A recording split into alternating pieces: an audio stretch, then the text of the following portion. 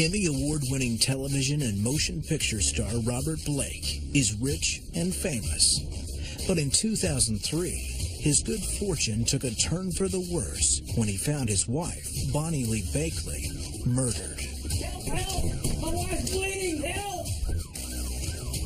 I knew he killed her right away. Although the two were newlyweds and had a child together, their relationship was anything but loving. Bonnie Lee wasn't your great housewife raising a child. She had a past. After being unsolved for almost a year, the LAPD would finally set their sights on Robert Blake. Cops arrest the actor and charge him with murder. They wanted to see a celebrity be convicted. Blake sits in jail for a year without bail, but thanks to his high-priced legal team and a star-worthy PR campaign, he is able to free himself. They have an enormous advantage because they're a celebrity, and certainly the money helps. They control the media. Robert, are you innocent? Of course I'm innocent. It takes nearly 3 years and costs millions of dollars, but in the end, Blake gets what he paid for, a not guilty verdict. There is no doubt in my mind who killed Bonnie Lee Bakley. And much like the ending of a Hollywood movie, Robert Blake was rich and acquitted.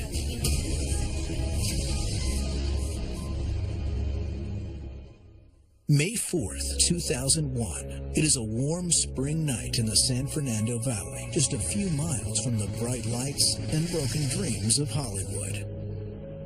Emmy Award-winning actor Robert Blake and his new wife, Bonnie Lee Bakley, head to dinner at his favorite neighborhood Italian restaurant, Vitello's, in the Los Angeles suburb of Studio City. He would have a particular waitress waiting on him all the time. He would ask for her. Though Blake and Bakley have only been married for a little more than 6 months, they are anything but your typical love-struck newlyweds. He is known for his temper, and she is known amongst friends as a serial wife, having been married at least 9 times before, and that number is rumored to be much higher. As I recall, Ms. Bakley was alleged to have been married 28 or 29 times. Thrown together by fate, lust would turn a chance meeting to marriage when Bonnie became pregnant, forcing Blake to marry her. There were things going on in Bonnie's relationship with Blake that were not the ordinary. There was one instance where a gun was fired, blowing a hole in her bedroom wall. Bonnie Lee wasn't your great housewife raising a child in middle America. She had a past. And the fact of the matter is he didn't want to be married to her. He wanted to have custody of the baby. Blake's sizable fortune afforded him the ability to keep Bonnie close in a guest house on his property, while he hired a private detective to dig into her past. He was never a nice guy even before he met her, and the things he said to her were so horrible. And yet, on May 4th, the pair find themselves at Vitello's. The famous actor had a regular table, number 42, near the front door, and a perk reserved for the famous, a dish on the menu named after him. He had a bowl soup to start with. Nothing abnormal, nothing different. Blake's credit card is swiped to pay the bill at 9:23 p.m. And despite being a millionaire, he leaves a tip of less than 10%. After dinner, Blake and Bakley walk back to his vehicle, parked on a remote side street blocks away from the restaurant. Once at the car, Blake tells his wife that he has forgotten his revolver at the restaurant and must go retrieve it. He had a gun that was legally registered to him, that he carried, in part to protect Miss Bakley. He said that there were other people out to get her because of her past life. In a darkened area near a dumpster, Bonnie waits for her husband to return. People started saying, why did he park a half a block away? He always did that. When Blake returns minutes later, he finds Bonnie slumped over in the passenger seat, bleeding and unresponsive. The passenger side window is open, begging the question, was this a robbery or was the shooter someone she knew? Frantic, Blake runs to several nearby houses, banging on doors and yelling for help. Finally, he happens on a home owned by Sean Stanek, who answers the door and recognizes the actor. Stanek calls 911, then goes to help Bonnie, while Blake returns to Vitello's to solicit more assistance.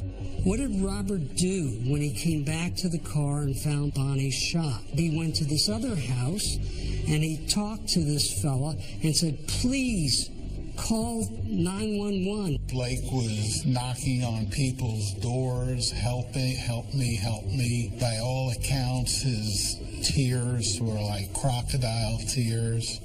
It is 9:40 p.m. The LAPD arrives soon after and finds Bonnie. She has been shot twice and is barely clinging to life. Perhaps because the story involves a famous actor, the press gets there soon after, in time to capture Bonnie being put into an ambulance and rushed to the hospital. She is pronounced dead at 10:15 p.m. The car is cordoned off on the street until forensic experts arrive. The cops canvass the darkened street, but no one heard or saw anything. Blake explains he was away retrieving his gun. Officers immediately confiscate his Smith & Wesson. Soon after, Blake accompanies police for questioning with his entertainment attorney. By now, the media is broadcasting that the wife of actor Robert Blake has been killed. The saga of who killed Bonnie Bakley begins just like a film noir whodunit. I click on the TV, and actor Robert Blake's wife shot, being loaded into the back of the rescue squad. It's terrible. Bonnie was a loving human being and had children. The investigation would quickly turn to Robert Blake, who had spent a lifetime in front of the camera, amassing a fortune he would need to tap to preserve his freedom. Blake is born as Michael James Gubatasi on September 18, 1933, in Nutley, New Jersey. According to Blake, his dad is a heavy drinker, and both parents abuse young Michael emotionally and physically. He seemed to be haunted by his childhood, which he described as very abusive and very painful. He protected himself by putting out a tough character, you know? Blake's career began as a child actor in Argang, one of the best-known comedic serials of the era.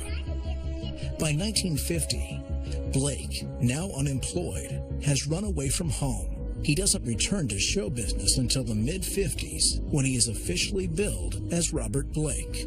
Fast forward 11 years, and Blake, now married with 2 children, seems destined for the semi-obscurity of character acting, until one film changes the trajectory of his career.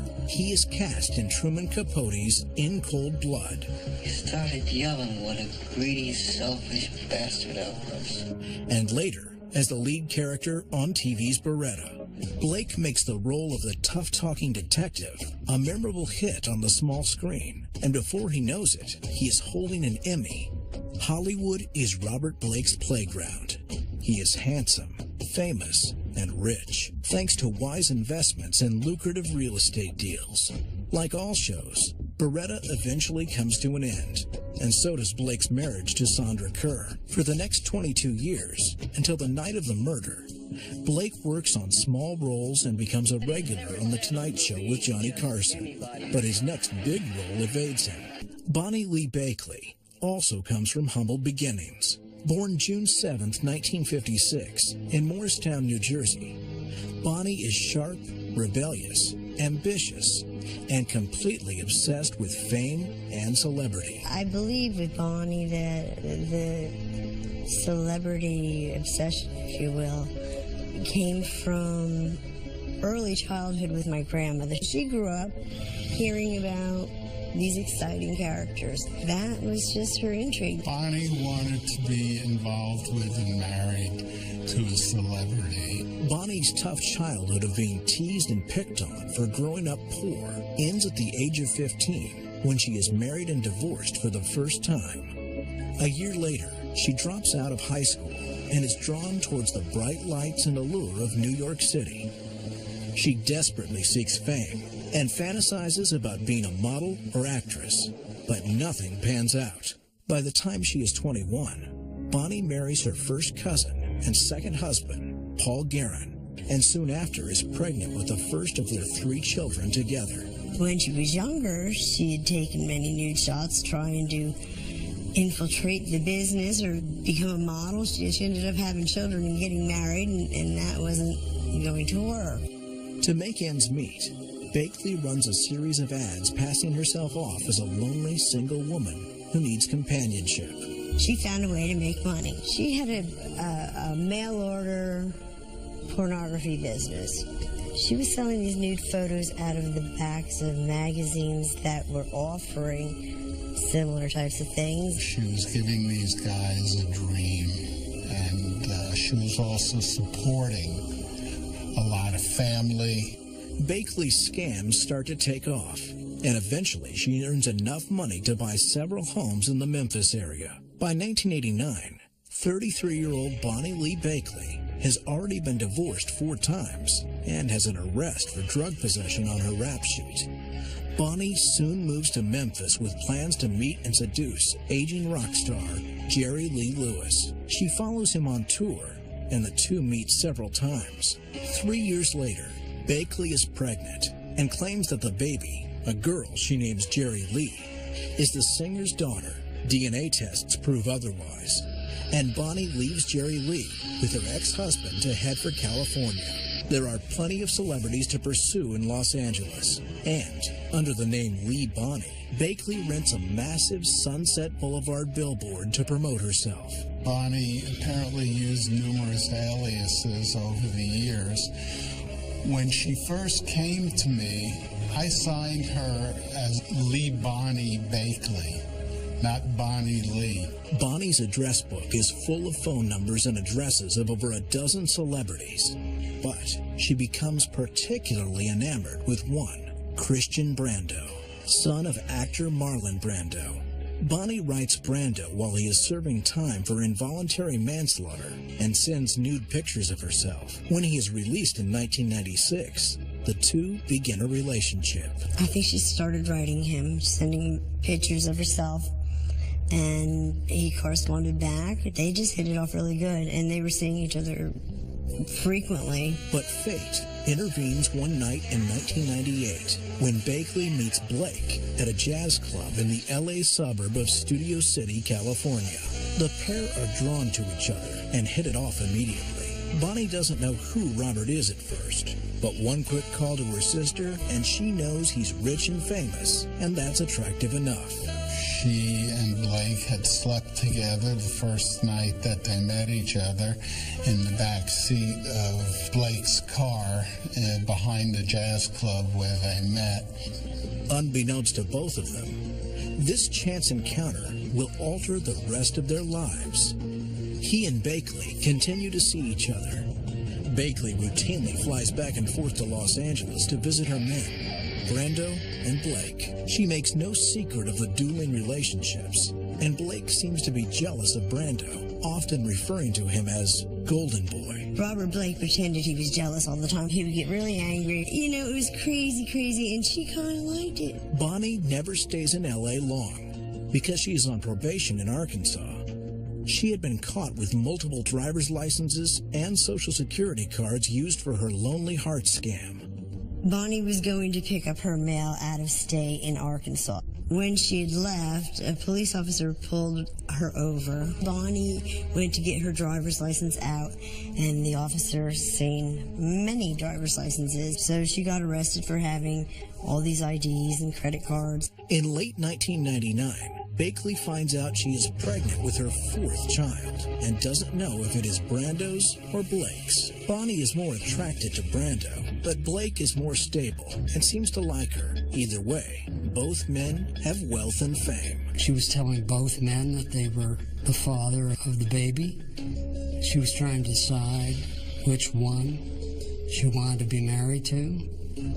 Christian was younger and better looking. Robert was older, but he had more money. So what you're saying is, if I keep it, you don't want to be around me.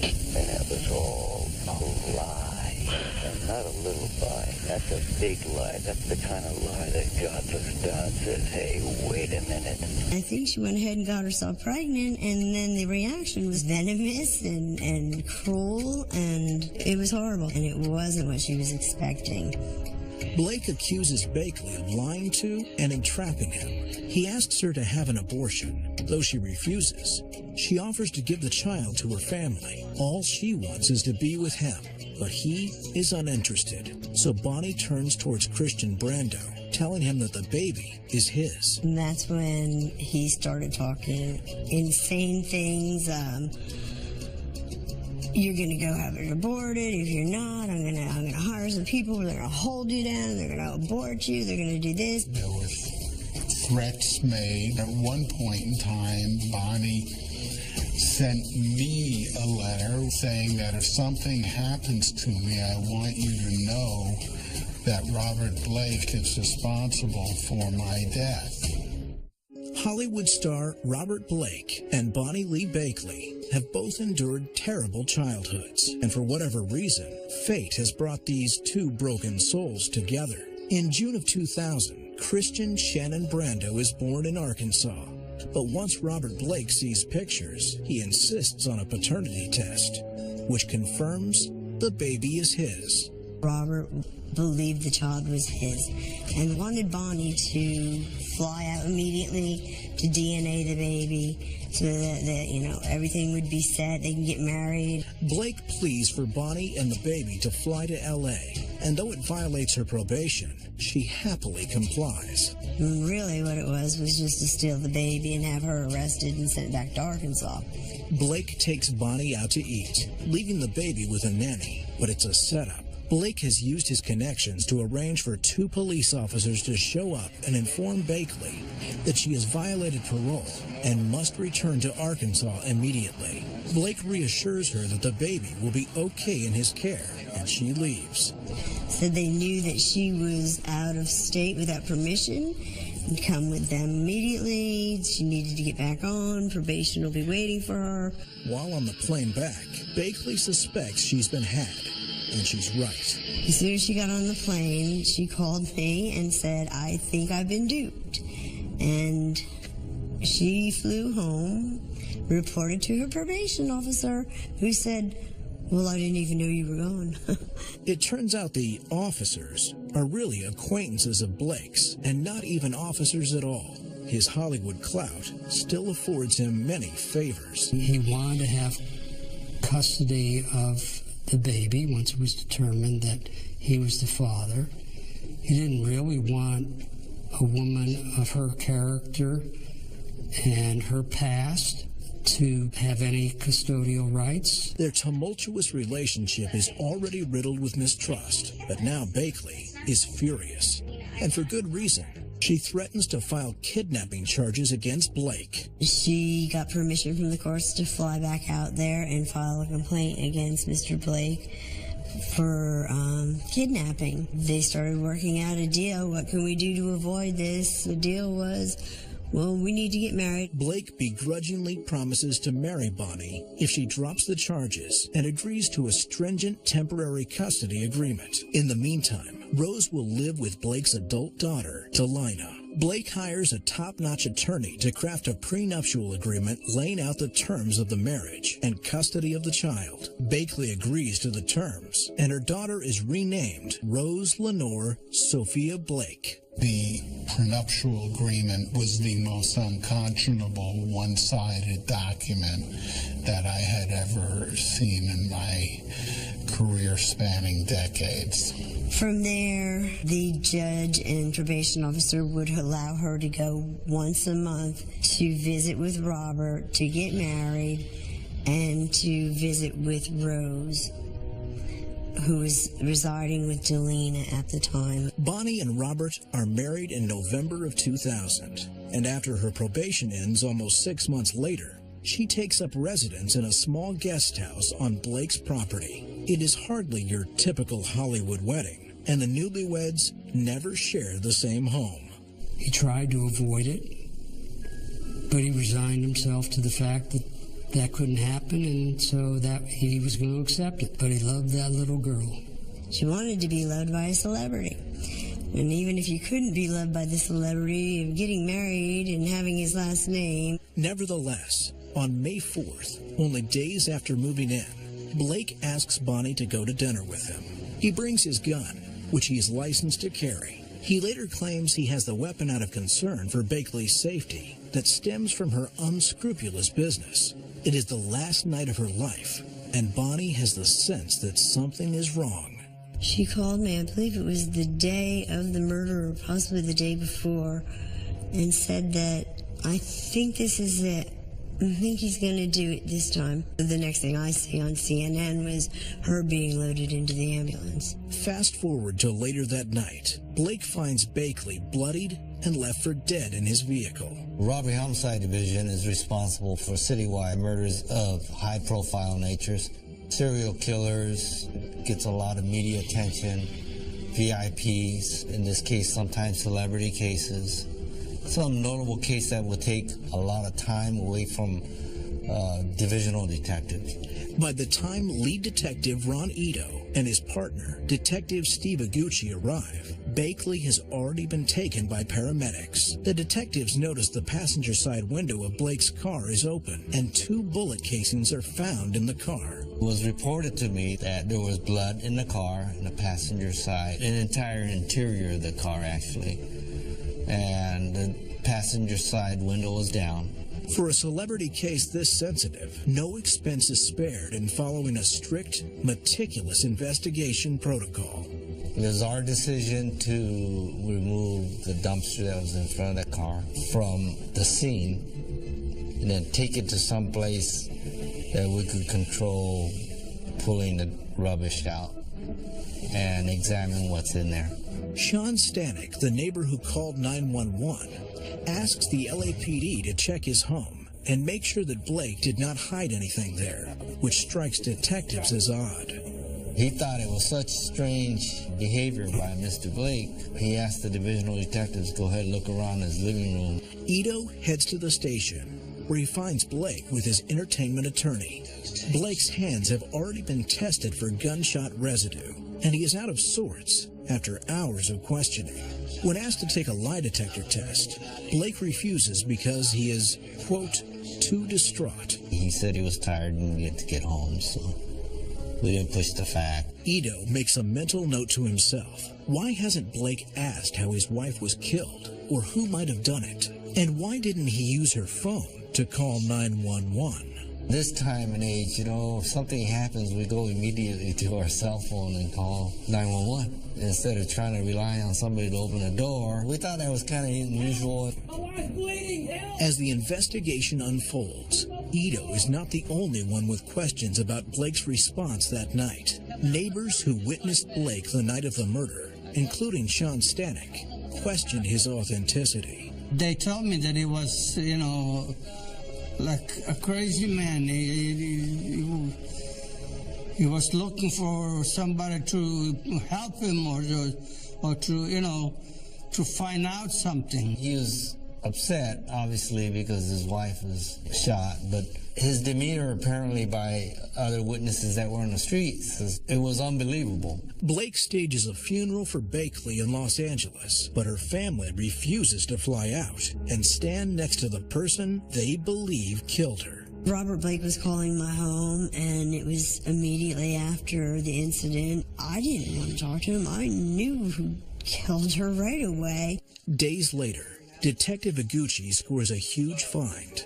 He has recovered a Walter P38 9mm handgun from the crime scene dumpster, which is a rare World War II German officer's gun. It is later confirmed to be the murder weapon, but it's been covered in oil. Detective Iguchi found the gun with the crime lab person. Luck would have it was the right caliber. That was the murder weapon. It was well coated with some type of oil. Despite valiant efforts by the cops, no prints can be lifted from the gun, and even CSI tests on Blake are inconclusive. Ito and Iguchi receive the gunshot residue report, and it comes back scientifically inconclusive. In other words, Blake may or may not have fired the gun. The gunshot test on Mr. Blake I guess there was some present, but as far as the scientific community goes, it would be inconclusive. He did not have the quantity of gunshot residue on him that anyone who fired that murder weapon would have. The investigators are frustrated at every turn. There are no witnesses, no suspects, no prints on the murder weapon, and no motive. The story will only continue to get more strange, and police are hoping this does not turn out to be another public embarrassment like the O.J. Simpson trial. With very little hard evidence to go on, Detective Ron Ito focuses on television star Robert Blake's timeline, the night of his wife Bonnie Lee Bakley's murder. Detectives know when Blake left the restaurant because he paid by credit card at 9:23 p.m., and they know that Stanek called 911 at 9:40 p.m. What they cannot confirm is whether Blake returned to retrieve his gun from Vitello's, because not a single witness saw him. With no corroboration of Blake's alibi, cops have a new avenue to investigate. We actually never could confirm that he returned and got this revolver as he said he did. We know he went back the third time, for sure.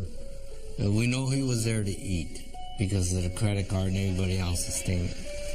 But the second time is the time he said he came back at the gun, and it didn't happen. I believe that Mr. Blake could have left his gun at Vitello's. How many of us haven't forgotten things in a restaurant and we have to return to get it? It's unheard of. If somebody has a permit to carry a concealed firearm, they're conscious of it at all times. It's on them at all times.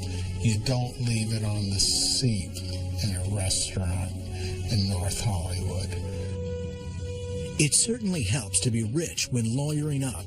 While detectives try to put a case together, Blake hires pricey attorney Harlan Braun and a private investigator, even though he has not yet been charged with a crime. Braun wastes no time trashing Bonnie Lee Bakley to the media, painting her as a celebrity stalker, thief, and con artist grifter. The following morning, after Bonnie was murdered, already on the radio, I'm hearing them bash Bonnie. She was a grifter. She was a lowlife. We don't have the luxury of picking our victim. She did things in ways to get money and may not have been really honest living. So, yeah, she came off as a shady character, but nobody deserves to get killed. The things that they were saying that Bonnie was doing bad, yeah, she did a lot of it, but it was over a course of 40 years. Bonnie was a full person, and to just paint her with one brush of evilness is just not right. And that's what they did, and they did it daily. He had pre-hired an attorney, Harlan Braun, who had all these tapes ready to roll on the air the very next day. Blake's fortune allows Harlan Braun and his team to sift through mountains of Bakley's personal possessions.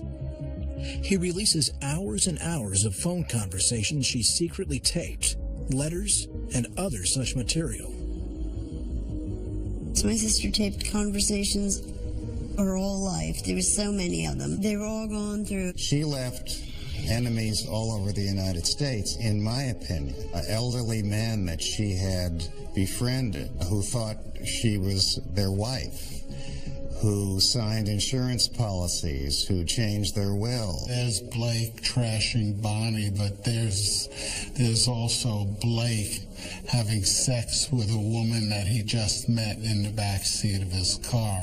The case is still stuck until Hollywood stuntman Gary McClarty reaches out to police with a surprising story.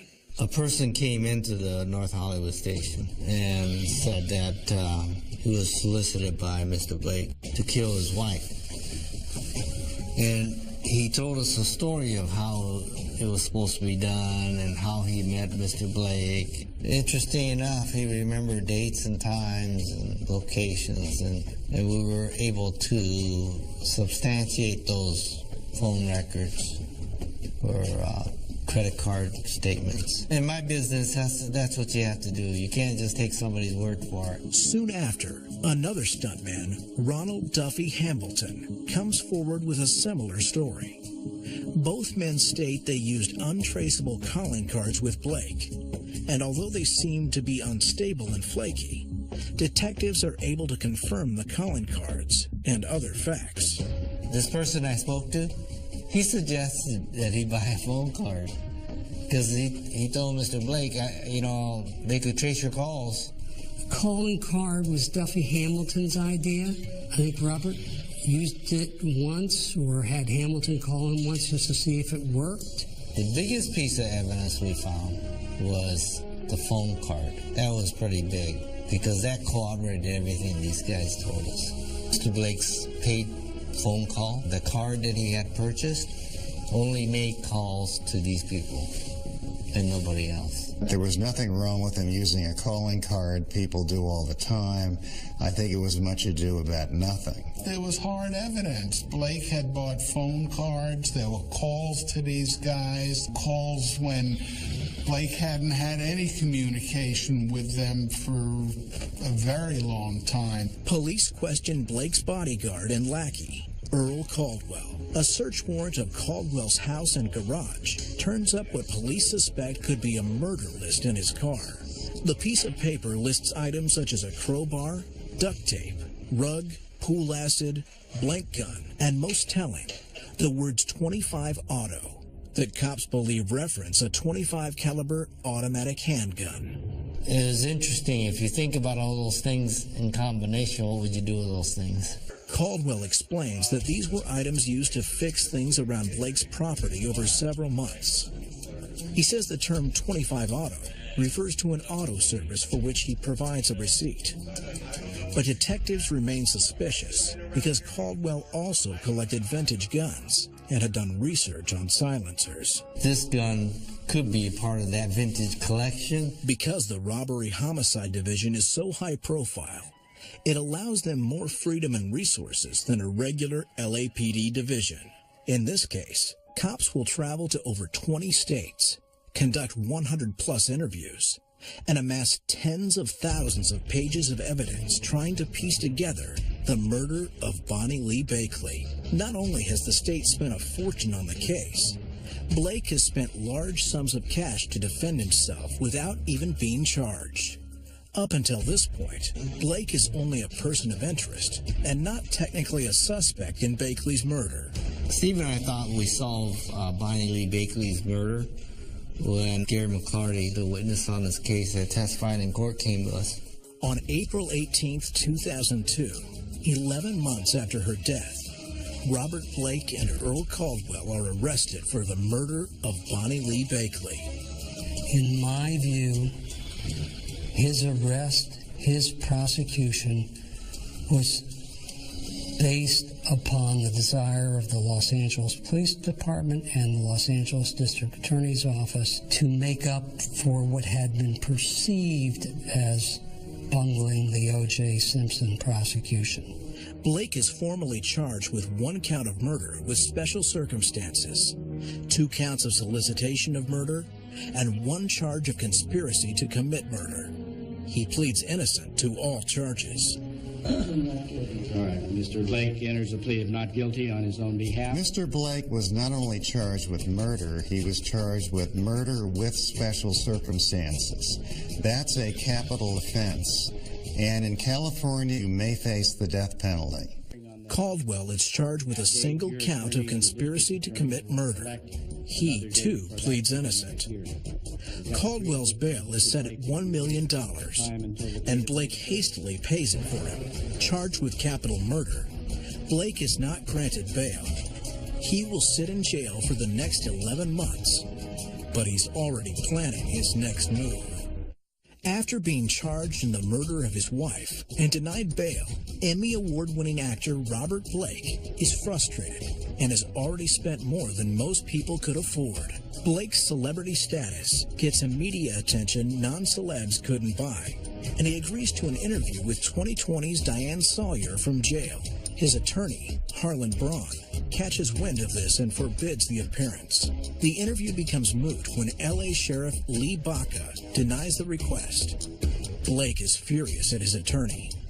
The matter leads to Harlan Braun withdrawing from the case, and Blake hires attorney number 2, Tom Mesereau. When I first met Mr. Blake, he was behind bars. He was kept isolated from other inmates, and he was having a miserable experience. Mesereau is a Harvard-educated, media-savvy trial attorney famous for defending Mike Tyson and later Michael Jackson. Blake's war chest also affords him media consultants and supporting attorneys of similar caliber. And against good counsel for many, Blake foots the bill for Earl Caldwell's defense. Blake is able to secure a new interview, this time with friend Barbara Walters. It's the first time the public sees Blake with gray hair, making him appear more sympathetic. Are you innocent? Of course I'm innocent. Robert was very frail. He was proclaiming his innocence. He was very persuasive. Mesereau immediately goes to work on a plan to get Blake the unattainable bail. The only way to get bail is to get the special circumstances allegation thrown out.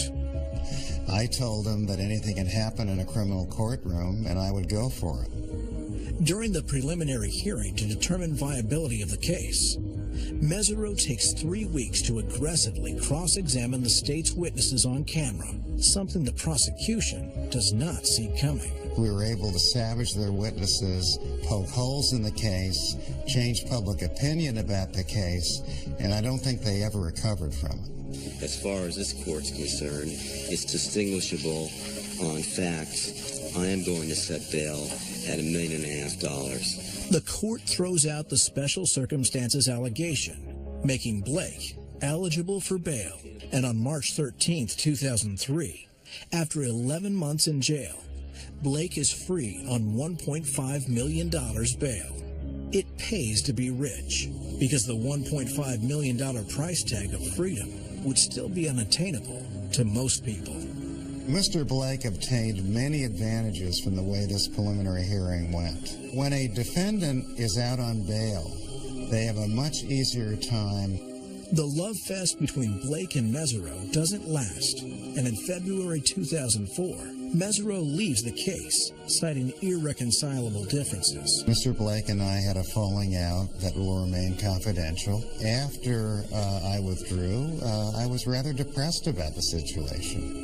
With the trial date soon approaching, Blake needs to hire a new attorney fast. He hires San Francisco Bay Area attorney M. Gerald Schwartzbach. Robert Blake was a very different person than the public persona. I liked him, and I believed him. I thought he was innocent. Finally, on December 20th, 2004, opening statements are heard in the murder trial of the state of California versus Robert Blake. In opening statements, able prosecutor Shelley Samuels lays out her motive. Blake decided to end his loveless marriage, and when he failed to enlist someone to kill his wife, he made the murder look like a senseless street crime with the help of Earl Caldwell. The defense claims Blake is an innocent scapegoat, and the state has a vendetta. With circumstantial and fabricated evidence, the media loves the real-life soap opera. Mr. Blake was portrayed by Miss Samuels as being an angry man, jilted by a small-time grifter, and that he wanted to get even with her and get rid of her. The police tried to twist love of the little girl into hate of Bonnie. They tried to twist love into motive to kill. I believe Robert Blake wanted to kill my sister. I think it was a challenge. I think that she ticked him off in ways nobody else had. Samuels sets the murder scene, dismissing the idea of a robbery and focusing on the timeline and Blake's alibi. A 911 call was later made. The time span was, I believe, is less than 10 minutes. Given that time, it was highly unlikely that he could have made 3 trips. Robert Blake's alibi is just the most bizarre, craziest, smelliest alibi that I've ever heard. Samuels also argues that for someone who claimed to fear for Bakley's safety, Blake had no problem leaving Bakley by herself on a dimly lit street blocks away. He didn't even call 911 or stay with her while she sat dying in the car.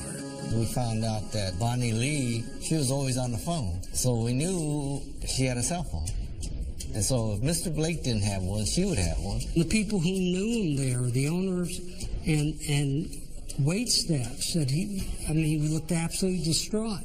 One waitress said he looked like he had aged 50 years. His conduct was completely consistent with innocence, but they tried to turn it into guilt. Schwartzbach quickly diverts attention to the lack of and mishandling of DNA evidence tying Blake to the murder weapon. They didn't put any of the evidence inside an evidence bag. There could have been cross-contamination. He also focuses on the pool of people who had reason to be angry with Bakley. All those letters we found, there was nothing in there that somebody was out to kill her. They didn't look for any other culprits.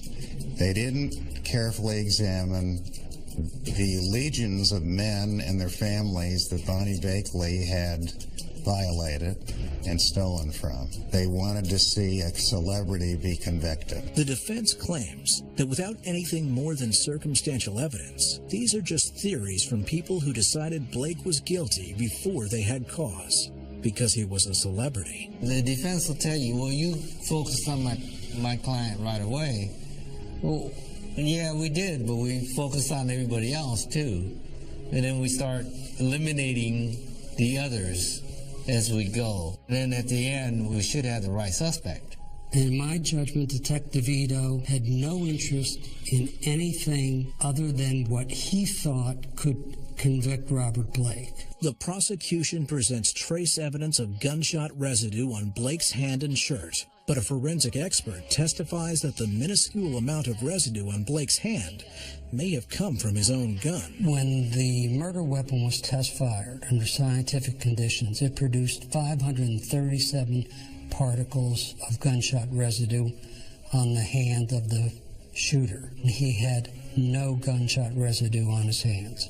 Stymied but not defeated, the state introduces their key witnesses, stuntmen Gary McClarty and Ron Duffy Hambleton.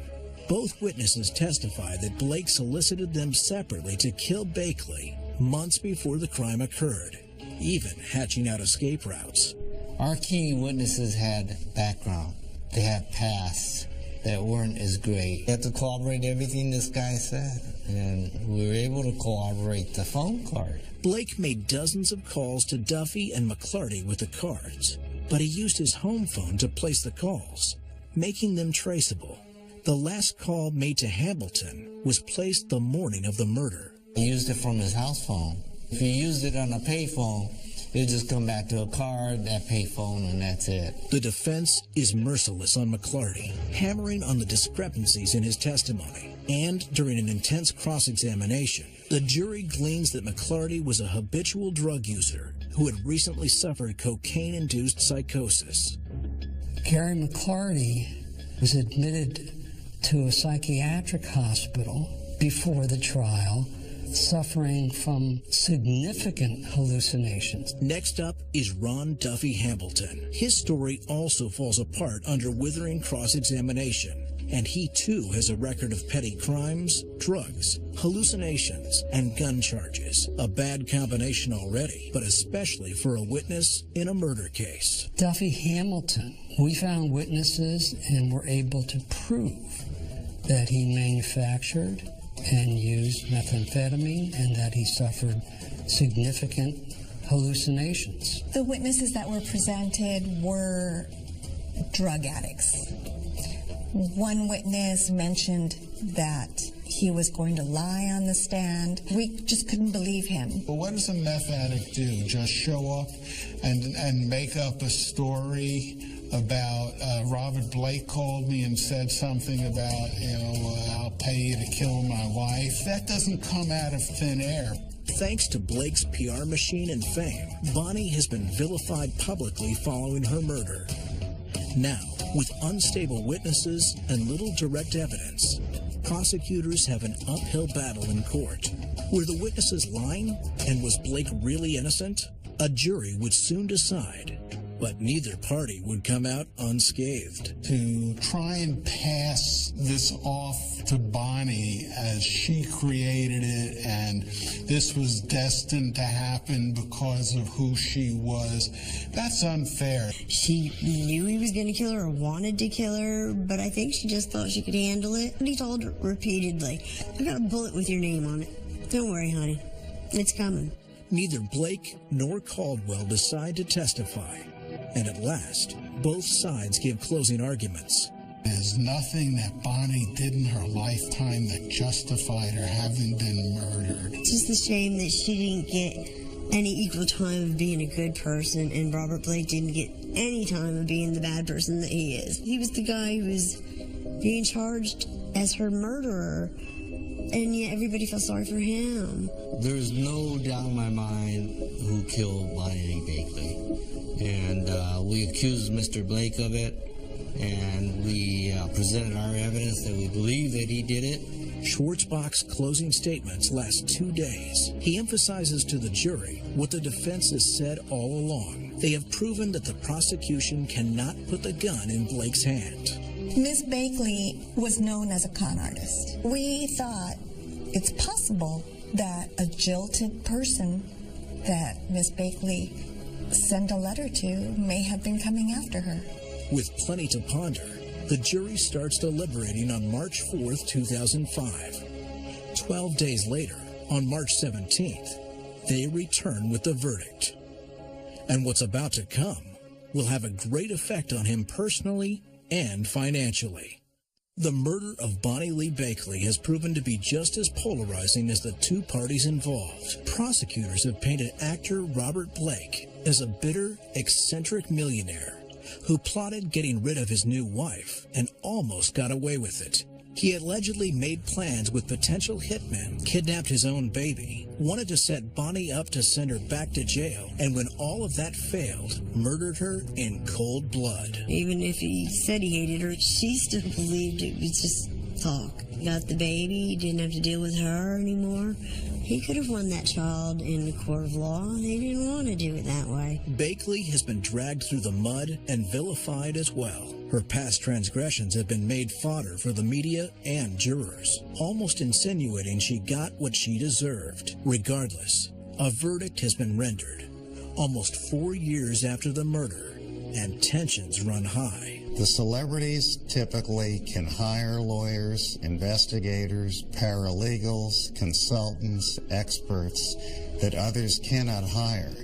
But by the same token, the prosecuting authorities will throw lawyers and experts and investigators and police departments and law enforcement agencies at them in a way that they would never throw at anybody else.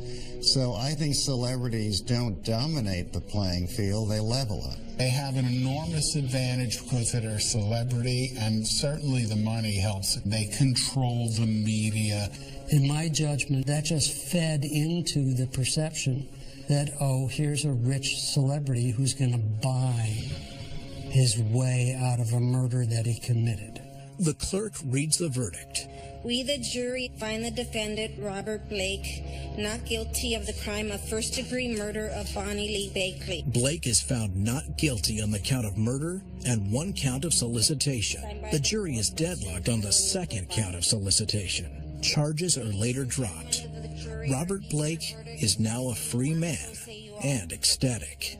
His head fell to the counsel table with his arms stretched out. Then he and I embraced. Robert Blake being acquitted was absolutely due to his fame and fortune. Money goes a long way, and so does fame.